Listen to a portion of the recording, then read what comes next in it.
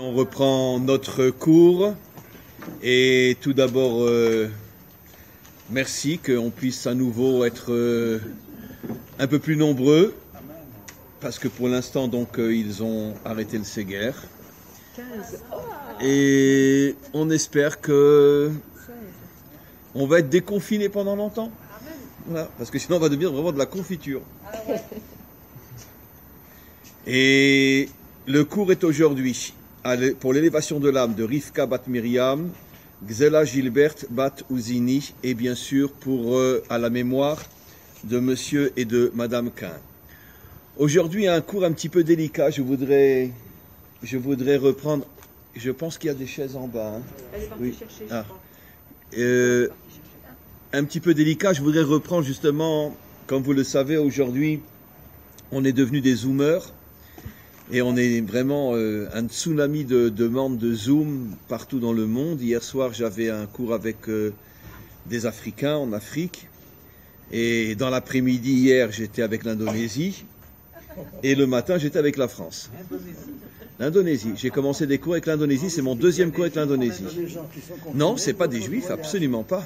Et j'ose presque avouer qu'aujourd'hui, la majorité de mes cours ne sont pas avec des Juifs. Ben, tout simplement parce qu'il y a un réveil inimaginable dans le monde. Mais c'est inimaginable ce qui se passe. Je ne peux même pas en parler. Je suis tellement ému. On vit vraiment les temps de la délivrance. Il y a un réveil de folie aujourd'hui que les gens s'intéressent à la Torah.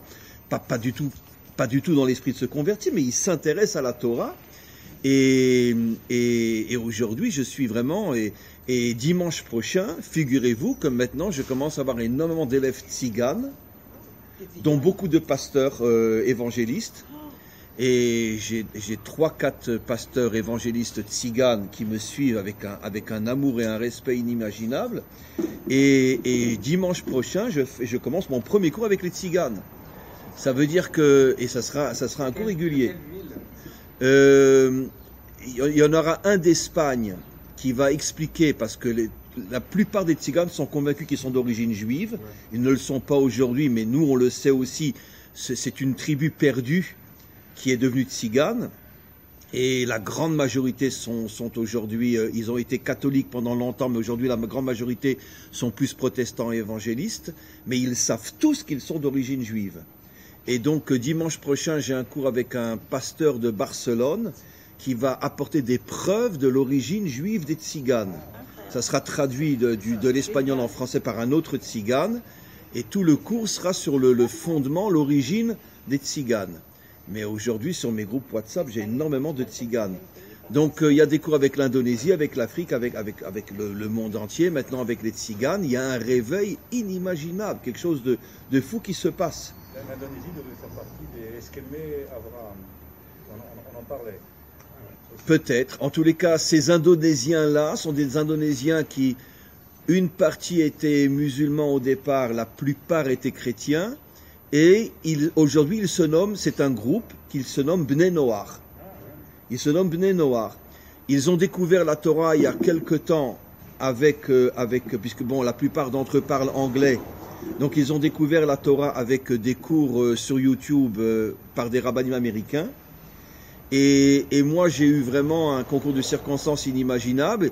Il y a là-bas en Indonésie un couple dont la femme est française et qui fréquente beaucoup ces gens-là. Et elle me connaissait aussi par mes cours. Un jour elle m'a contacté pour me demander si je serais d'accord de donner des cours avec ce groupe d'Indonésiens. Et voilà, hier j'avais mon deuxième cours avec eux, ça va être un cours régulier tous les mois. Et donc, alors moi je parle en français, elle traduit en anglais. Après, il y en a un qui traduit de l'anglais en indonésien, donc bon, c'est un petit peu long. Sur 1 heure de cours, je parle peut-être pendant 20 minutes puisqu'il y a les traductions. Mais d'un autre côté, c'est passionnant. Et hier soir, j'avais un cours avec les Africains. Et justement, quelqu'un me posait une question. C'est de là que je voudrais commencer, parce que c'est tellement lié à notre paracha, comme vous allez le comprendre. Il me disait, avec beaucoup à la fois de respect, bien sûr, évidemment, et de gêne, il me dit, Rav, je voudrais comprendre. Il me dit, il y a un point commun pratiquement dans toutes les religions, c'est que Dieu est présenté comme un Dieu d'amour, un Dieu de compassion, un Dieu de pitié, un Dieu sauveur.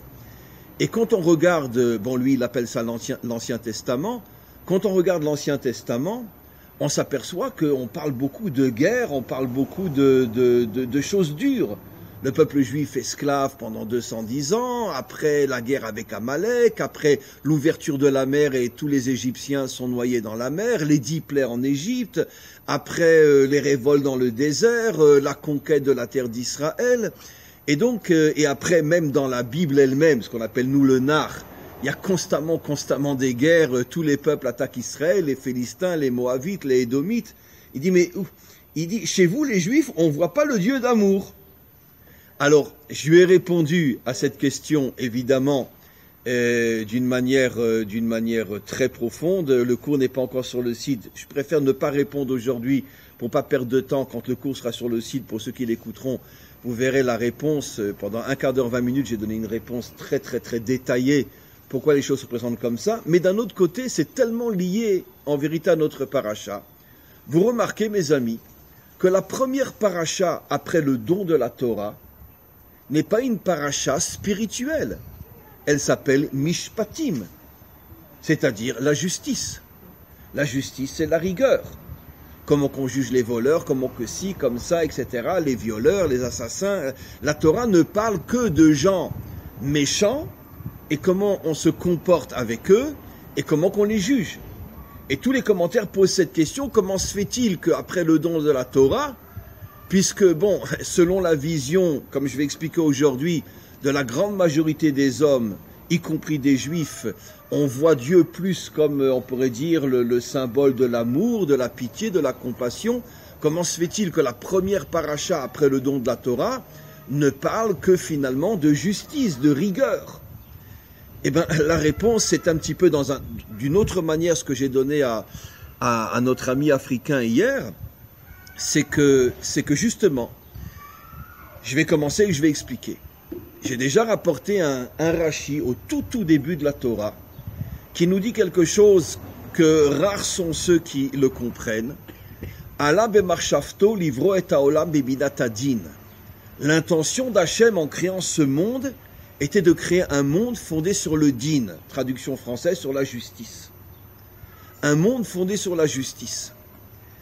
Et donc, je n'ai encore rien expliqué, mais ça donnerait donc la confirmation de ce que Rashi nous dit. Pourquoi la première paracha après le don de la Torah parle de justice et non d'amour? Parce que Rashi nous dit dès le début de la Torah, c'est pas de lui, c'est un commentaire des maîtres d'Israël que lui rapporte, comme vous le savez, 99% des enseignements de Rashi, c'est lui qui a trié les enseignements des maîtres d'Israël et qui les a rapportés pour expliquer les versets de la Torah. Et il rapporte Allah bemarshafto livro et haolam bemidat hadin, que le monde, ce monde, notre monde, a été créé pour être un monde de rigueur, un monde de justice.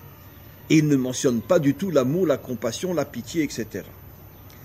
Alors, je vais rentrer un peu plus dans les détails, tel que j'ai l'habitude de le faire, avec mon style, et vous allez comprendre. En vérité, toutes les religions, y compris la religion juive, ça fait longtemps que j'explique qu'il n'y a aucun rapport entre la Torah et la religion juive, aucun rapport. La Torah n'est pas une religion. Mais toutes les religions, y compris la religion juive, effectivement présentent en priorité Dieu comme l'amour, la pitié, la compassion, le sauveur, celui qu'on attend pour nous libérer, etc. Rares sont les religions qui présentent Dieu comme la rigueur et celui qui met en priorité la justice, comme je vais expliquer dans quelques instants. D'où vient ce phénomène que pratiquement toutes les religions, et vous me direz l'islam c'est un peu plus compliqué parce que l'islam apparemment semble être une religion de rigueur, mais d'un autre côté, j'ai lu déjà pas mal de passages dans le Coran et vous pouvez le faire aussi en français, vous verrez que dans le Coran, on présente aussi Dieu comme un Dieu d'amour et comme un Dieu de compassion. Sur le terrain, c'est sûr que les choses sont très différentes, mais en tous les cas, dans le texte lui-même, on présente Dieu aussi dans de nombreux passages du Coran comme un Dieu d'amour, etc. C'est d'ailleurs la raison pour laquelle on entend souvent, d'une certaine manière à juste titre, quand on veut présenter l'islam uniquement comme le djihad, il y a beaucoup de musulmans partout dans le monde qui disent mais c'est faux, le Coran ne parle pas de djihad, le Coran parle d'amour, de ci, etc. Donc bon, il y a cette contradiction sur le terrain et dans le texte lui-même, mais quoi qu'il en soit dans le texte du Coran, le Coran parle beaucoup du Dieu d'amour. Je ne sais pas où dans la Torah, quelqu'un connaît un verset où on dit que Dieu est un Dieu d'amour dans la Torah? Non. Allez-y. Où vous voyez que c'est marqué dans la Torah que Dieu est un Dieu d'amour? Eh bien, je peux vous assurer, pas une seule fois. C'est marqué que nous, on doit aimer Hachem. Ve'ahavta et Hachem Elokecha. Et encore, quand on regarde avec les commentaires, Bechol levavecha, bechol nafshecha, bechol medecha, ça veut dire que tu dois être capable de tout sacrifier pour lui. C'est pas l'amour dans le sens, allez viens, on va kiffer ensemble. L'amour dans le sens que tu dois être prêt à te sacrifier pour lui. C'est ce que ça veut dire, donne-lui ton cœur, donne-lui ton âme, donne-lui tout ce que tu as. Si malheureusement tu es confronté à une situation où tu dois choisir entre ta vie et lui, tu choisis lui. C'est ce qui s'appelle dans le langage biblique l'amour d'Hachem. Mais il n'est dit nulle part dans la Torah que Dieu est un Dieu d'amour. Est-ce qu'on ne pourrait pas dire, dans les premiers psukim de Bereshit, c'est Elohim, donc c'est le din. C'est le din. Et ensuite, dans les psukim qui arrivent, c'est Hachem Elohim. Donc Hachem s'est rendu compte que le monde ne pouvait pas être géré par le din, il a introduit Hachem, c'est-à-dire le chesed. Oui, alors justement, vous commencez à continuer mon cours. C'est effectivement ce que dit Rashi. On n'a même pas encore commencé. Mais Rashi dit, le monde a été créé sur le principe du din. Hachem a vu que le monde ne pourrait pas tenir que sur le din. Il a rajouté la clémence, la pitié. Mais l'explication réelle, et malheureusement énormément, même de juifs n'ont pas compris ce que dit Rashi. Ils disent, bon, mais alors le monde n'est pas que sur le din, puisque c'est marqué clairement que Dieu a rajouté. Mais comme je vais l'expliquer dans quelques instants, pourquoi Dieu a rajouté? À cause de la nature de l'homme, que l'homme ne supporte pas la justice, il a besoin d'amour. Alors, à cause des faiblesses de l'homme, Dieu a rajouté justement la dimension amour. Mais parce qu'il s'est rendu compte que l'homme n'est pas à la hauteur de vivre selon le vrai projet divin. J'ai même pas encore commencé à expliquer. Oui. C'est pas, je pense à quelque chose, c'est pas vraiment une déclaration d'amour de la part de Dieu, mais la première chose que l'on fait quand on se réveille le matin, c'est de dire Modéani, c'est l'homme qui s'adresse à Dieu dans les deux sens. Oui. Il faut le remercier de nous avoir donné l'âme et la vie, et qu'il la reprendra. Donc c'est un geste d'amour de nous avoir créé et de nous avoir donné cette âme. Je pense qu'il y avait beaucoup de juifs à Auschwitz qui, quand le matin ouvraient les yeux, disaient Modéani, les juifs pratiquants. À Auschwitz, Modéani... Je pense qu'il y a beaucoup de soldats sur le champ de bataille, s'ils ont une kippa sur la tête, le matin quand ils se réveillent, ils disent Modéani. Ça n'a rien à voir avec l'amour. Modéani, ça veut dire que j'ai une confiance absolue en toi, que quoi que tu fasses et quoi que tu me fasses, je sais que c'est pour le bien. Mais quand je parle de l'amour, je parle de l'amour tel qu'on le comprend en français. Ça veut dire le Dieu d'amour. Laissez-moi avancer, vous allez voir, on va dévoiler des choses absolument incroyables. Maintenant, je vais expliquer pourquoi la plupart des religions, toutes les religions, y compris la religion juive, 90% des juifs aussi préfèrent voir Dieu comme le Dieu de l'amour que le Dieu de la justice. Pourquoi? Parce qu'en vérité, dans ce monde, on a tous des problèmes. On a tous des difficultés. On a tous des épreuves. On a tous des souffrances. Pas tous les jours, grâce à Dieu, mais la vie, c'est pas du velours et c'est pas du miel. On a tous voilà. Maintenant, la nature de l'homme est que l'homme a besoin d'une certaine manière de fuir toutes ces difficultés et il a besoin de se créer un monde que moi j'appelle un monde fictif, un monde d'illusion, où il n'y a que de la compassion, où il n'y a que de l'amour, il n'y a que de la pitié, il n'y a que du bien. Parce que c'est dur pour un homme de vivre uniquement dans la difficulté de la vie de tous les jours. Donc, je vais être un petit peu fort dans ce que je vais dire, mais la religion a été inventée par les hommes pour, d'une certaine manière, trouver une consolation par rapport à toutes les difficultés de ce monde. Et n'oublions pas que, bon, aujourd'hui, On ne sait pas ce qui nous attend, mais c'est plus ou moins un peu mieux. Mais jusqu'à encore il y a 100 ans, il y a 200 ans, c'est que des guerres, c'est que des massacres, c'est que des épidémies, c'est que des... Depuis la création du monde jusqu'à plus ou moins l'époque moderne, le monde vivait, dans 90% des cas, dans des situations très très dures. Et quand tu es dans une situation constamment dure, tu as besoin, sans que tu t'en rendes compte, de te créer un nouveau monde qui va être à l'extrême opposé de celui dans lequel tu vis. Alors on s'invente le paradis, on s'invente le Dieu d'amour, on s'invente le Dieu sauveur, on s'invente le Dieu de la pitié. Pourquoi? Parce que si on rapporte toutes ces notions à Dieu, et qu'on voit Dieu comme le Tout-Puissant, automatiquement on vit dans l'espoir qu'un jour on sortira de toutes les difficultés de ce monde, et on vivra dans un monde d'amour. Et tout à l'heure je vais vous le prouver dans le texte lui-même, mais regardez, d'accord? Encore une fois, ne prenez pas mal ce que je dis, il n'y a aucune critique dans ce que je dis. Je parle de faits, d'accord? Et quand je vais parler maintenant d'une certaine manière du monde chrétien, mais j'inclus 100% le monde juif aussi. C'est-à-dire que je parle de ceux qui ne connaissent pas la Torah et qui vivent dans la religion juive. Mais je vais parler du monde occidental pour que vous compreniez mieux. Regardez, le monde occidental, jusqu'à la révolution laïque et la séparation entre l'Église et l'État, on va dire, de ces 200 dernières années. La religion chrétienne était fondée avec toutes les nuances entre les catholiques, les protestants, les évangéliques, etc. Mais globalement, c'est le Dieu d'amour. Après, on a eu la révolution laïque. De quoi parlent toutes les chansons dans le monde occidental? D'amour. On ne parle que d'amour. Trouvez-moi une chanson qui ne parle pas d'amour. Ça veut dire que le monde laïque a complètement et totalement repris, on pourrait dire, l'essence de la religion, l'a laïcisé, et au lieu de dire Dieu je t'aime, on dit mon amour je t'aime, en faisant allusion à un homme ou en faisant allusion à une femme. Ça veut dire que l'amour n'a pas disparu du monde occidental. Sauf qu'avant c'était la prière qui s'adressait Dieu, tu es celui qui m'aime, aie pitié de moi. Et maintenant, c'est « ma chérie, tu m'aimes, je t'aime ». Donc le principe est resté le même. Trouver une chanson dans le monde occidental qui ne parle pas d'amour. C'est love, love, love, love, love, tout le temps, tout le temps, tout le temps, tout le temps.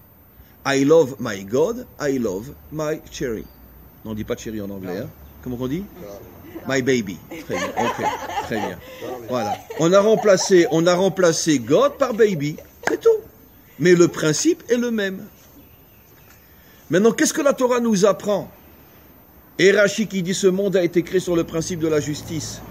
Et tout de suite, la première paracha, et la paracha qui parle mishpatim de justice, Dieu nous apprend quelque chose d'absolument incroyable qu'on peut compter sur les 10 doigts de la main, les hommes, juifs ou non juifs, qui l'ont vraiment compris.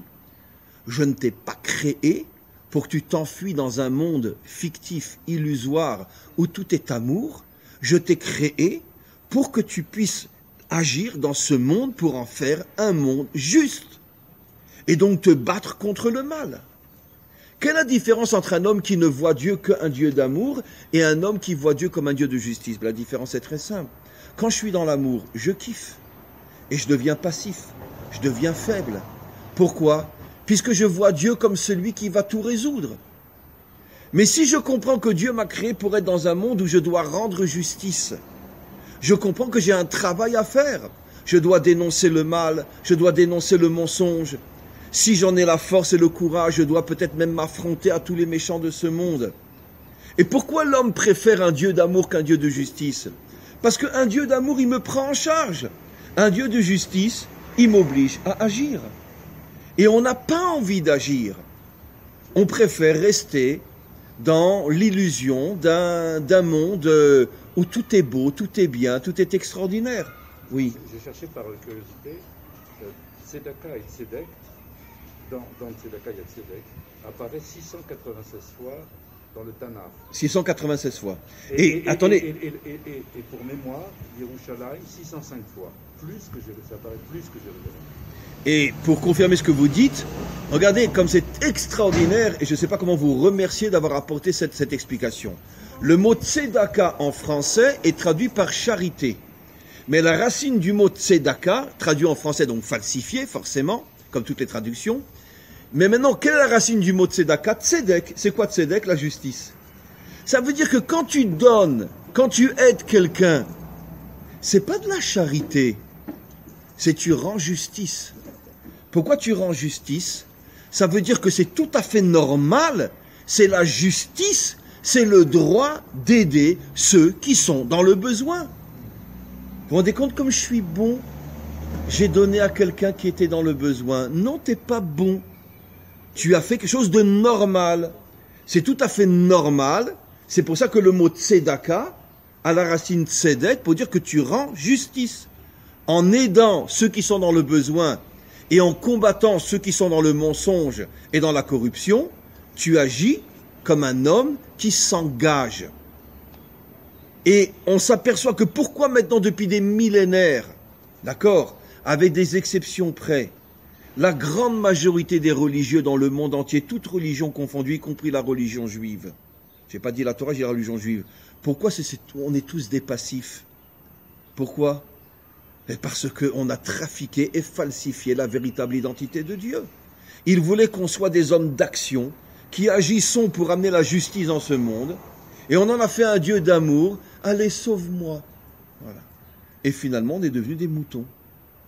Voilà ce qu'on est devenu. On va derrière notre berger et on le suit sans se poser de questions. Il y a le mal, il y a le mensonge, il y a la corruption. Dieu s'en occupera, mais pas moi. Et c'est comme ça que ça fonctionne. Voilà. Maintenant, je vais vous apporter la preuve de notre paracha elle-même. Le premier passage de notre paracha parle d'une chose insupportable, incroyable, inacceptable, inadmissible. Un juif qui décide de devenir, en traduction française, l'esclave, traduction un peu plus juste, le serviteur d'un autre juif. Il se vend à un juif. Et le mot utilisé, c'est le mot Eved. Eved, nous étions Eved en Égypte. Alors, évidemment, dans la notion de Eved, il y a effectivement de grandes nuances. Mais Eved, ça veut dire que pendant 6 ans, ça ne peut pas être plus que 6 ans, et je vais expliquer pourquoi, pendant plus de 6 ans, un homme se prive de sa liberté et devient le serviteur d'un autre homme, et il perd complètement sa liberté. Bon, ça n'existe plus déjà depuis des siècles, depuis qu'on est en exil, mais et ça ne reviendra d'ailleurs jamais, parce que justement c'est un défaut que la Torah met en évidence, comme je vais expliquer. Un homme n'a pas d'argent, il décide de se vendre Eved. Je vais dire quelque chose, jusqu'à aujourd'hui, ça fait plus de 40 ans que j'ai lu la Torah, à chaque fois que je le dis, j'ai envie d'hurler, de dire, mais c'est pas possible cette Torah. N'en dites pas que je l'ai dit. Un homme a le droit, s'il n'a pas d'argent, de vendre sa fille comme servante dans la maison d'un riche. Et il récupère l'argent pour pouvoir manger. Comme servante. C'est pas facile la Torah. Hein. Écoutez, je vous dis franchement, je peux comprendre qu'on préfère le Nouveau Testament. Je peux comprendre. Non, je ne le dis pas d'une manière méchante et hypocrite. Je peux comprendre. La Torah nous dit qu'on a le droit de vendre sa fille. Mais c'est terrible. Mais elle est tarée, la Torah. Voilà.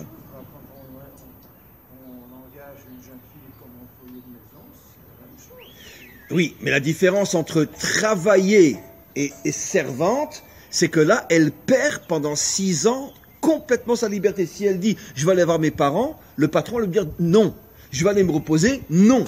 Ça veut dire la personne est vraiment au service et on pourrait dire est dépendante totalement de la personne à laquelle il a été vendu ou il s'est vendu. Un travailleur a le droit de dire « écoutez, ma mère m'a appelé d'urgence, je suis désolé, je rentre à la maison, je dois aller l'assister, elle est malade, elle n'est pas bien ». Aucun patron n'aura le droit de dire non, il y a des lois qui protègent. Mais là, si un serviteur dit « ma mère vient de m'appeler, d'accord, je dois rentrer immédiatement pour l'aider », si le patron est une ordure, il a le droit de dire non. Et il n'y a aucune loi qui sera du côté du Eved. Tu n'avais qu'à pas te vendre comme Eved. Donc c'est quand même dur ce que dit la Torah. Et maintenant, pour pouvoir, dans quelques instants, je vais la sauver la Torah, vous inquiétez pas. Mais c'est quand même dur, d'accord.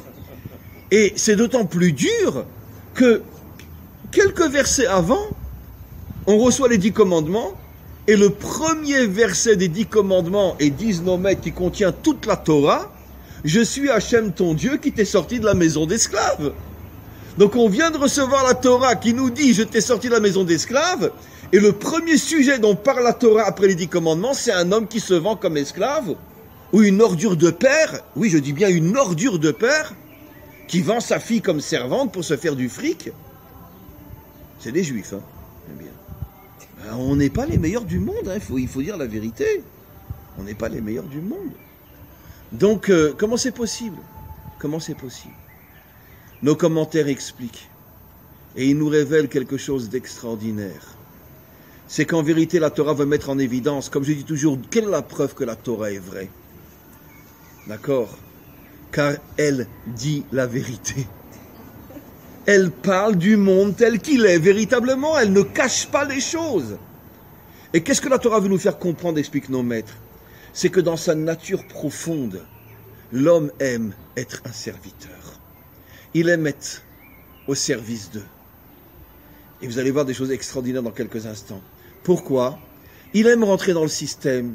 Quand un homme il est serviteur, il est payé, parce qu'il se vend, donc il reçoit de l'argent, donc il met de côté. Mais pendant tout le temps qu'il est serviteur, il a une chambre, d'accord? Il est nourri, logé, vêtu. Ça veut dire que finalement, son patron le prend en charge. Il est serviteur dans le sens qu'il n'a aucune liberté possible. C'est le maître qui décide s'il peut aller voir sa mère, oui ou non. Mais même sa femme, puisqu'il peut venir marier, sa femme, elle reste à l'extérieur. S'il dit, je veux aller voir ma femme, le patron lui dit, non, t'as pas fini ton travail, tu rentres pas voir ta femme. Et puis, j'ai pas envie que tu ailles la voir parce que je suis pas sûr que tu vas revenir, donc tu restes là. Il peut pendant 6 ans ne pas voir sa femme. Il est esclave. Esclave dans le sens dépendant. Et alors, pourquoi il choisit d'être serviteur? Nos maîtres expliquent que la Torah a eu le courage de nous dire que la vraie profonde nature abîmée de l'homme, c'est-à-dire chacun d'entre nous, avant d'être réparé, c'est que finalement on aime être au service de quelqu'un, ne plus se poser de questions, être pris en charge, et tout va bien. Parce que finalement, quand je suis indépendant, je dois payer mon loyer, je dois dépenser de l'argent pour m'habiller, je dois dépenser de l'argent pour me nourrir. Mais quand je travaille chez quelqu'un, c'est lui qui me nourrit, qui m'habille, qui me loge. Bon, c'est vrai, je ne verrai pas ma mère, je ne verrai pas ma femme, je ne verrai pas mes enfants, mais d'un autre côté, je suis tellement pépère. Je suis tellement pépère. C'est super. D'une certaine manière, c'est un petit peu ce que fait le monde occidental. Les allocations logement, les allocations familiales, l'aide sociale, etc. Ça veut dire que finalement, pourquoi on aime tellement venir? Pourquoi il y a tellement d'immigrés qui vont en Occident? Mais parce qu'en Afrique, il n'y a pas ces aides-là. Dans le monde musulman, encore moins. Pourquoi ils vont tous en France? Pourquoi ils vont tous en Belgique? Pourquoi ils vont tous là-bas? Mais parce que, je veux dire, vous imaginez? Un musulman, il a 7 femmes. Quand il arrive en France, il ne peut pas dire qu'il a 7 femmes. Donc il en déclare une, et les 7 autres se présentent comme étant des quoi? Des célibataires avec des enfants. Elles vont recevoir une fortune qu'elles vont après donner au mari, d'accord? C'est-à-dire qu'un musulman aujourd'hui qui a 7 femmes qui vit en France peut se faire du 10-15 000 euros par mois. Il n'a plus besoin de travailler. Entièrement pris en charge par l'État. Par contre, le petit paysan français, vrai français, bien de chez nous, d'accord, qui lui doit suer à la sueur de son front pour avoir de quoi manger, lui il va gagner peut-être 1000 ou 1500 euros par mois, alors que l'autre il va gagner 10 ou 15 000 euros par mois. Les choses ont un peu changé ces derniers temps, mais en tout cas pendant très longtemps c'était comme ça. En France, en Amérique certainement pas, mais en France oui. Comme ça, j'ai lu un article sérieux d'un magistrat français qui disait qu'il y a sur 67 millions de Français normalement, il y a 72 millions minimum, voire 75 millions de Français déclarés. Donc, où est la différence entre 65, 67 et 75? Ce sont tous ces gens-là qui ne se déclarent pas, qui reçoivent de l'argent. Mais bien sûr, ils sont énormément aidés. Voilà. dans le monde de la France. Mais de toute façon, le monde occidental a créé un régime de prise en charge, avec des hauts et des bas. Mais c'est un régime de prise en charge. Tu rentres dans le système et automatiquement, tu as une certaine prise en charge. Nos maîtres nous révèlent, il y a déjà des millénaires, que la raison pour laquelle la Torah a parlé de l'esclave juif qui se vend à un autre juif tout de suite après les 10 commandements, je suis Hachem qui t'est sorti de la maison d'esclaves, c'est pour nous faire comprendre la chose suivante. Et là, c'est fou l'explication. Merci à nos maîtres. C'est vrai, Dieu nous a donné le premier verset qui nous dit « Je t'ai sorti de la maison d'esclaves ». Mais tu crois que c'est moi qui vais faire de toi un homme libre ? Débrouille-toi, toi, pour être un homme libre. Moi, je t'ai dit, je peux te sortir de là. Mais c'est à toi de travailler pour être un homme libre. C'est pas à moi. Et pourquoi la Torah commence avec cette paracha ? Pour nous faire comprendre que dans la grande majorité, les hommes n'ont pas envie d'être des hommes libres. Ils ont envie d'être pris en charge. D'accord ? Regardez maintenant ce que nous dit la Torah. Tu travailleras pendant 6 ans et la 7e année, tu seras libéré. Pourquoi la 7e année ? Nos maîtres expliquent. Le chiffre 7 correspond à la sphira de la Malchut. Comme vous le savez, les 6 jours de la semaine, Shabbat, c'est le dévoilement de la Malchut. Donc, qu'est-ce qu'on dit à cet homme-là ? Tu t'es vendu, pendant 6 ans tu serais esclave, mais on te demande d'accepter de te libérer la 7e année. Vous allez voir quelque chose de fou dans quelques instants. Pourquoi la 7e année ? Malchut.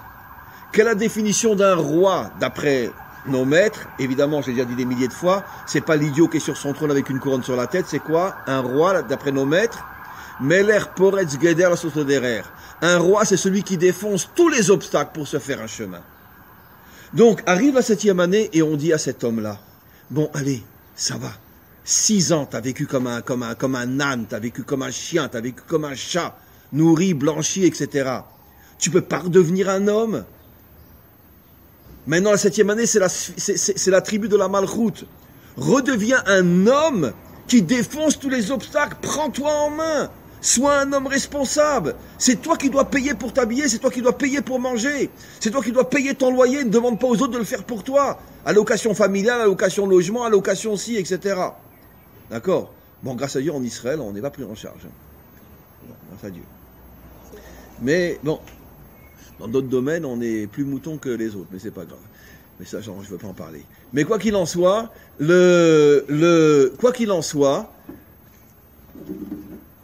on lui dit, sors maintenant. Tu vas recevoir les forces de la royauté, tu vas défoncer les obstacles. Et il répond, c'est la suite de la paracha. Alors, qu'est-ce qui se passe? Pendant les 6 ans, d'accord, son maître a le droit, même s'il est marié, de lui donner une servante comme épouse. Ça veut dire que son maître peut décider que tu ne sors plus de chez moi, ton épouse, tu ne la verras pas pendant 6 ans, ni tes enfants, mais bon, tu ne peux pas vivre seul pendant 6 ans.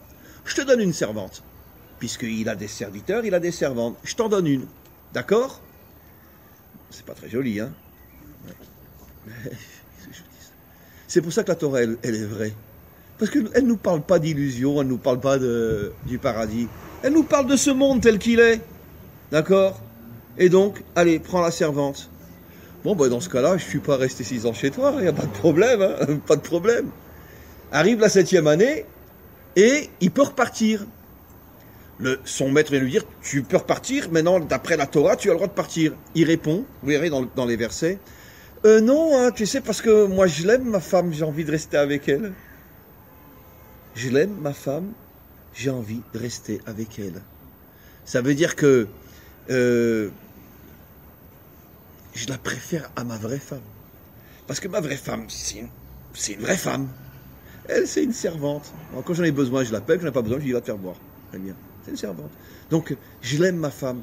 Je préfère une femme comme ça qu'une vraie femme. Parce qu'une vraie femme, elle a de l'autorité, elle a son indépendance, elle a sa responsabilité. C'est un vrai mec. Tandis que la servante, c'est une esclave comme moi. Donc, quand j'ai envie, je l'appelle. Quand j'ai plus envie, je dis, va te faire voir.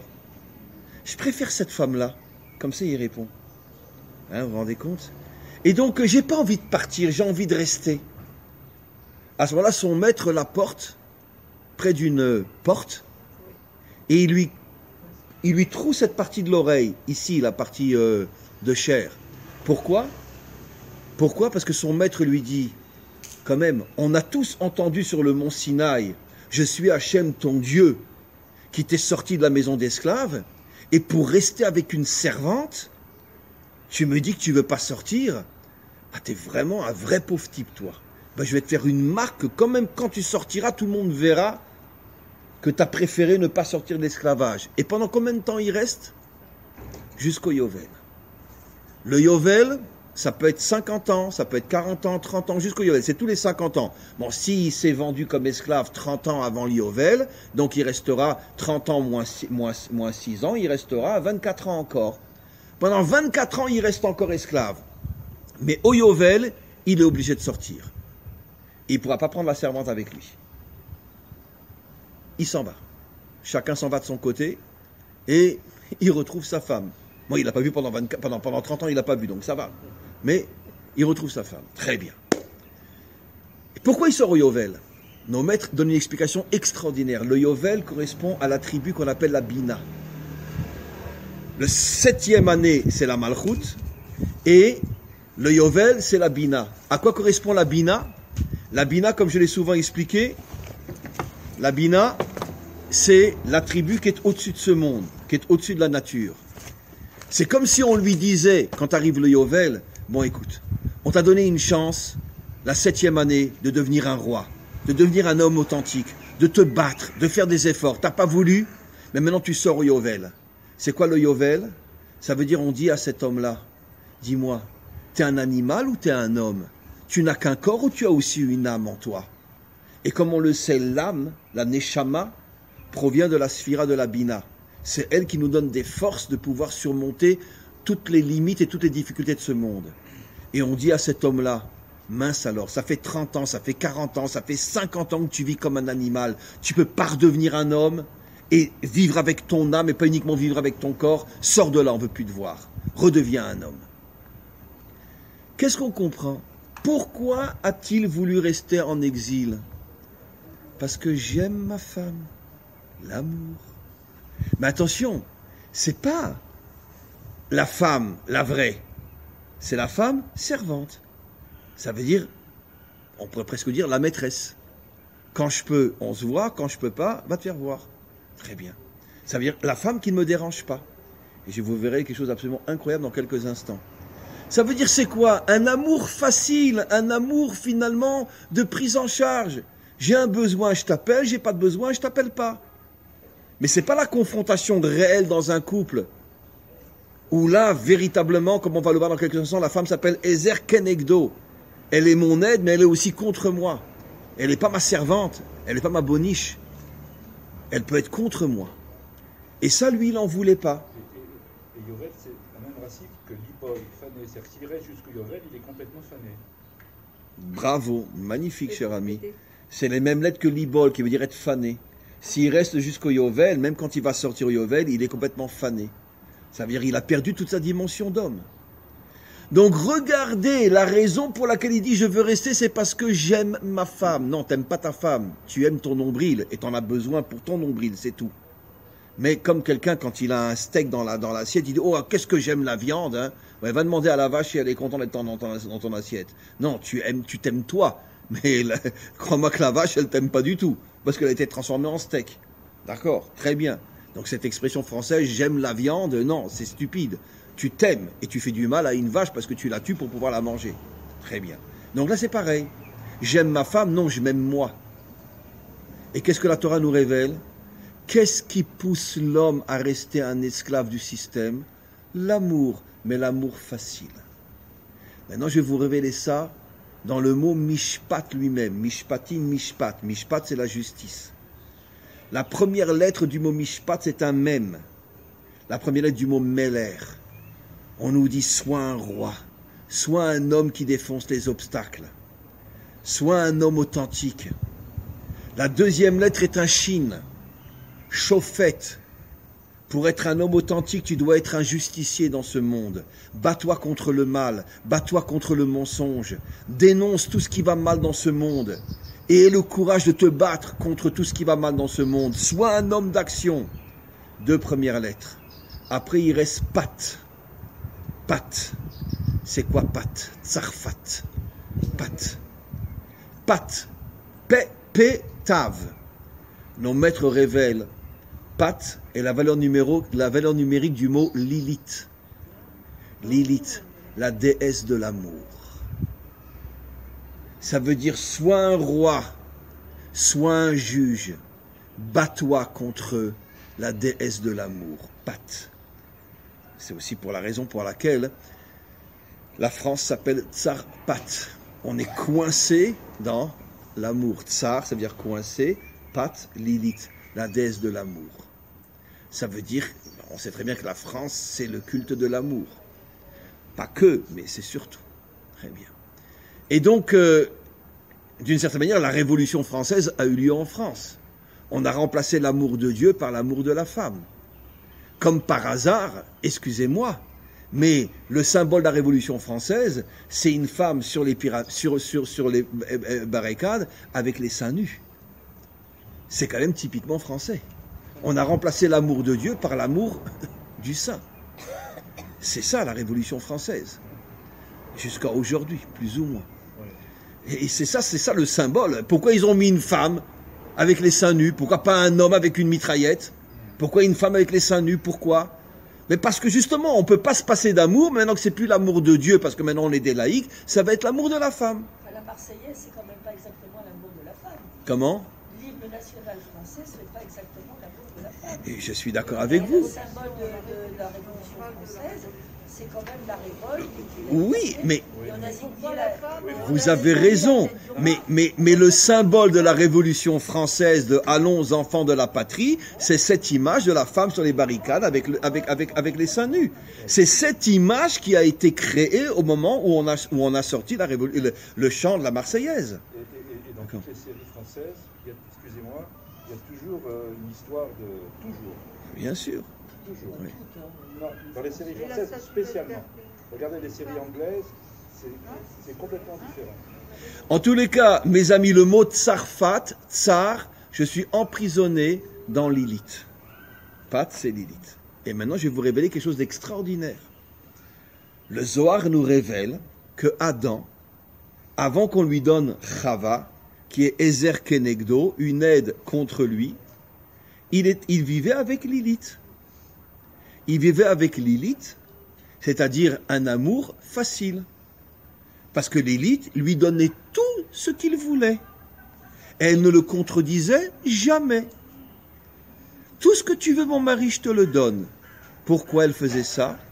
Nos maîtres expliquent, bon, je ne rentre pas trop dans les détails, mais malgré tout, comprenez-le à ma manière, c'est qu'en vérité, Lilith, c'était en vérité une force spirituelle négative dont le but était de séduire l'homme pour le tuer. Parce que quand une femme donne tout à son mari et qu'elle ne le contredit jamais et qu'elle est là uniquement pour la tendresse, l'amour et les caresses, qu'est-ce qu'elle va faire de lui?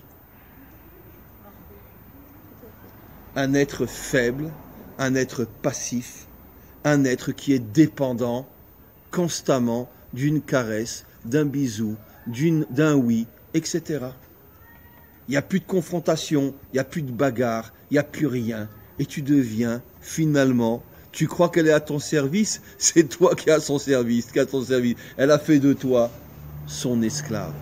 C'est pour ça que Lilith, d'après le Zohar, représente ce qu'on appelle la déesse de l'amour, ça veut dire la séduction féminine, qui est prêt à se donner entièrement à l'homme, mais dans le but de le détruire et d'en faire un esclave. Parce qu'il perd son autorité, il perd son indépendance, il n'a plus de confrontation. Qu'est-ce qui s'est passé? Regardez dans la Torah. Un jour, Adam a dit, j'en ai marre, j'ai pas trouvé quelqu'un vraiment à mes côtés. Après des années qu'il a passé à côté de Lilith, il s'est rendu compte qu'il s'était fait complètement avoir par la femme idéale, la belle femme, etc., qui est constamment là pour se donner, mais pour te détruire. Et il a demandé à Hachem, je voudrais un être véritable à mes côtés. Hachem lui dit, je suis content que tu as tout compris. Alors je vais te donner un sacré coco là. C'est qui? Ezer Kenegdo. Je vais te donner quelqu'un qui va t'aider. Comment qu'il va t'aider? Parce qu'il va constamment te rentrer dedans. Comme ça, il va t'aider. Ezer Kenegdo. J'ai déjà expliqué, mes amis, que qui est dans un autre domaine celui qui a appelé Dieu, celui qui est contre moi, le contraire du Dieu d'amour, David Améler. Shaviti Hashem, les negdi tamid.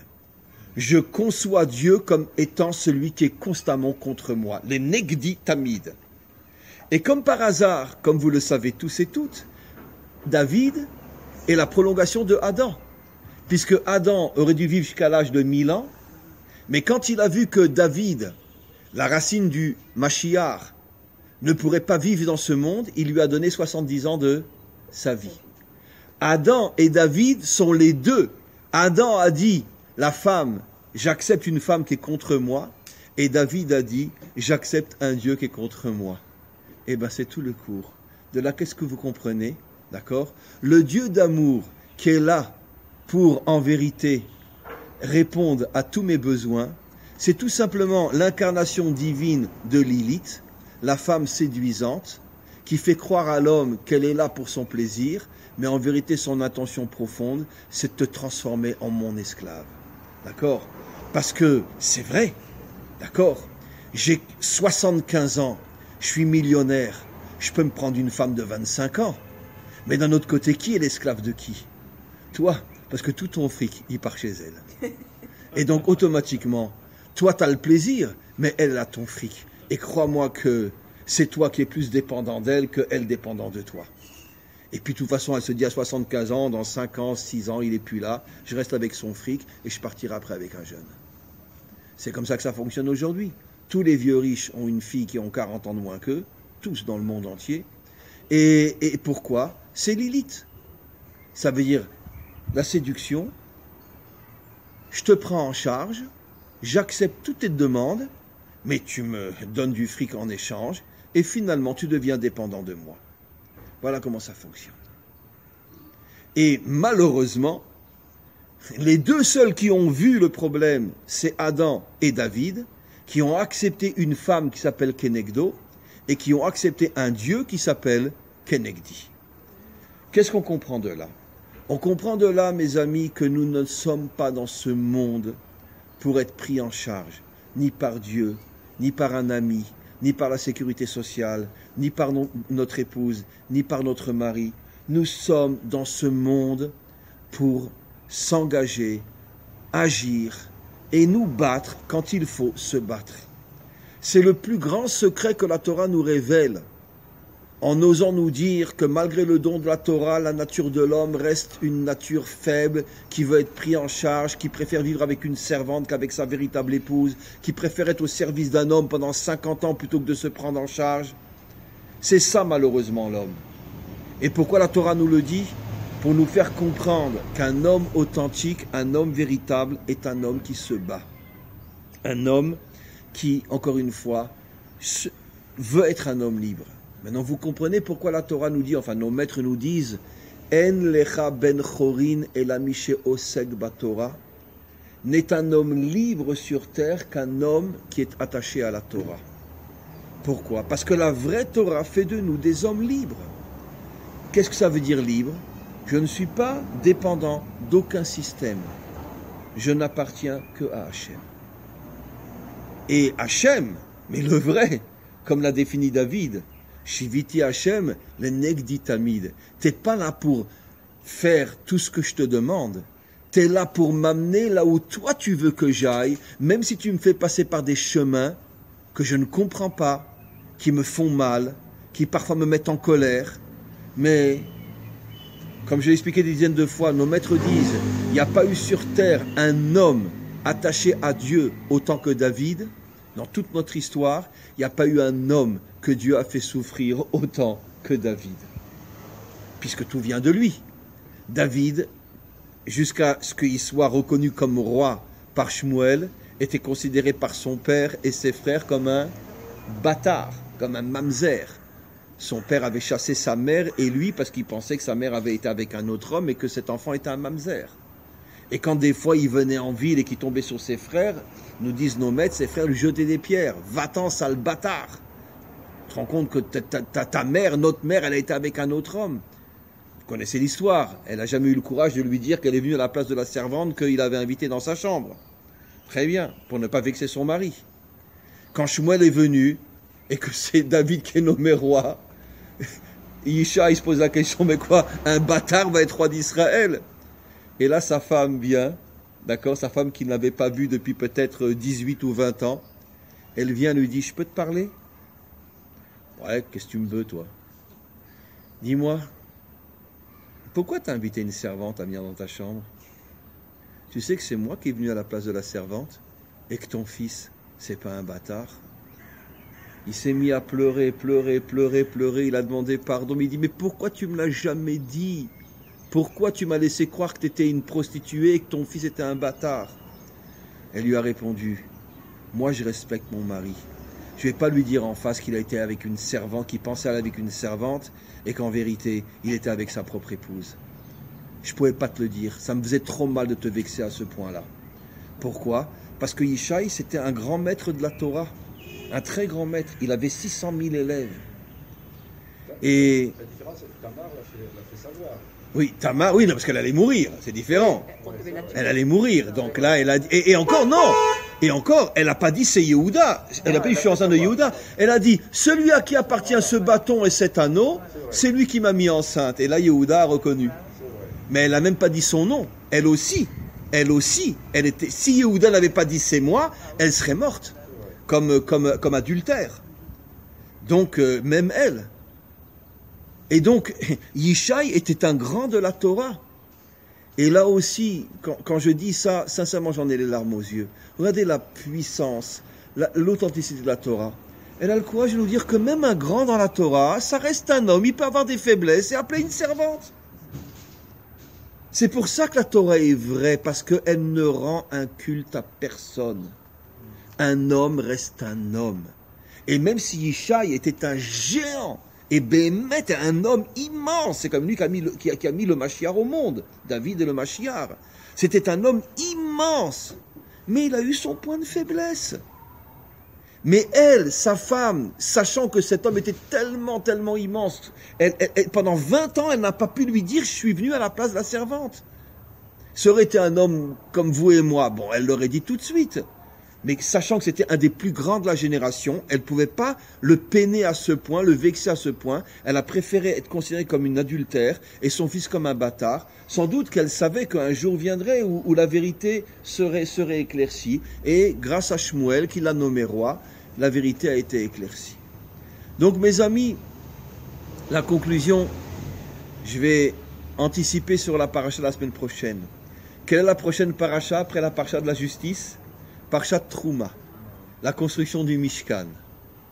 Et là encore, bon je sais, moi je suis un petit peu insensible comme ça, je suis ashkénaze mais je suis très marocain aussi.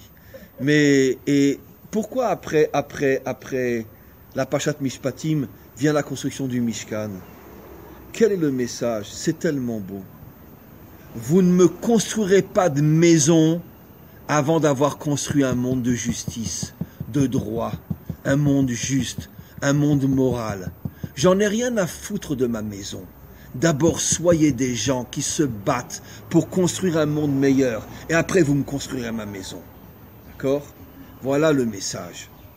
Le Mishkan est construit après Parashat Mishpatim pour faire comprendre à chacun d'entre nous que notre premier travail, notre premier devoir, notre première mission à l'égard de Dieu, c'est de construire un monde meilleur, un monde de justice, un monde de droit, un monde de morale.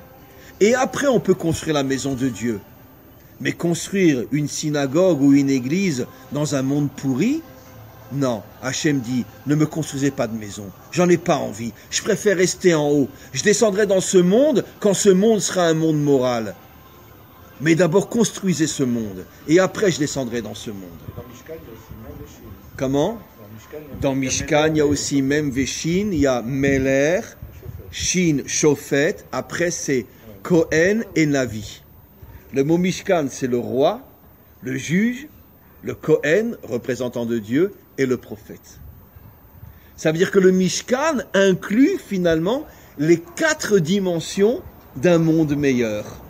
où il y a un roi, un défenseur d'obstacles, où il y a un juge, quelqu'un qui se bat pour la morale dans ce monde, où il y a et encore mieux que ça, après qu'il y ait un roi et un juge, alors Dieu dit, bon, je suis d'accord qu'il y ait quelqu'un qui me représente sur terre, un Cohen, je suis d'accord qu'il y ait un prophète. Ça veut dire les deux premiers sont des hommes d'action, les deux derniers sont des représentants de Dieu, Mishkan, Cohen, Navi, pour nous faire comprendre, là aussi, de la même manière que je n'accepte que vous me construisez une maison que dans un monde meilleur, je n'accepte un Cohen et un Navi que dans un monde où il y a d'abord un Meler et un Shofet.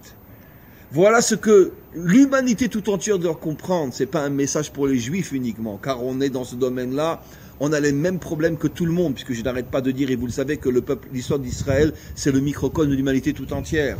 C'est-à-dire que toute l'humanité a ce problème de ne pas chercher le vrai Dieu, de constamment fuir dans l'illusion de l'amour et de la prise en charge. Et tous les hommes comprendront quand le Mashiach viendra que le vrai Dieu n'est pas là pour dire oui à tous tes caprices, que le vrai ami, que la vraie femme, que le vrai mari, que le vrai homme n'est pas là uniquement pour être toujours d'accord avec toi, qu'on est dans un monde de conflit, mais un monde de conflit qui doit être moral, qui doit être juste. Et croyez-moi, et on le verra un jour, même après la venue du Mashiach, vous croyez que dans le paradis, on va être avec une radio, un coca et les pieds dans l'eau et on va se kiffer avec le bon Dieu? Qu'est-ce que nous disent nos maîtres? Talmidei chachamim, en lahem menucha, lo ba'olam hazeh ou lo ba'olam haba. Je traduirai d'après le sens réel. Les élèves de la Torah authentique n'auront jamais de repos, ni dans ce monde, ni dans l'autre. Et je termine, Vayilchu michayil el chayil, ils iront de combat en combat. Vous croyez qu'on va kiffer dans le monde à venir? Non. Même dans le monde à venir, on continuera à se battre. On continuera à agir. Et ceci pour l'éternité. Parce que Dieu, maintenant je vais terminer, nous aime vraiment. Et quand on aime vraiment quelqu'un, on veut en faire un mensch. On veut en faire un mensch en yiddish et un mec en français. On veut qu'il soit un vrai de vrai. Alors c'est pas en lui caressant le dos que tu vas en faire un vrai de vrai. C'est en le mettant face à des difficultés pour en faire un homme authentique. Et ça, c'est l'amour véritable de Dieu. Comme l'amour véritable d'un mari ou d'une femme. Ça veut dire, je veux que tu sois un homme véritable, donc c'est normal que je ne suis pas toujours d'accord avec toi. Je veux que tu sois une femme véritable, c'est normal que je ne suis pas toujours d'accord avec toi. Je veux que tu sois mon ami, donc je ne suis pas obligé de dire constamment que tu as raison, tu as raison. Un véritable ami, c'est quelqu'un avec lequel on peut avoir des conflits, mais on se respecte, on ne se sépare pas. Voilà mes amis, le grand message de cette paracha. Et alors on va devenir des mecs? Alors on va devenir des mecs, de vrais soldats. Amen vechen yiratzon.